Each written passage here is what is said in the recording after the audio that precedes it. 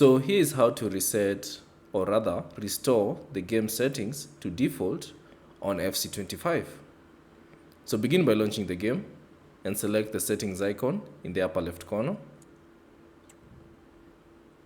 Then choose settings and select game settings. Now from the game settings, find the settings you'd like to restore to default. So for instance, if you want to restore the gameplay settings, highlight on it and then press the restore defaults button. So by default it's set to the triangle button on your controller. Press that and then you'll be asked, are you sure you want to reset the settings in this section to default? So select yes to confirm the process. So you can do the same with the other settings. So if you want, let's say for example, to reset the simulation settings, highlight, select it, and then press the restore defaults button and then confirm the process. So you can do the same with all the other settings.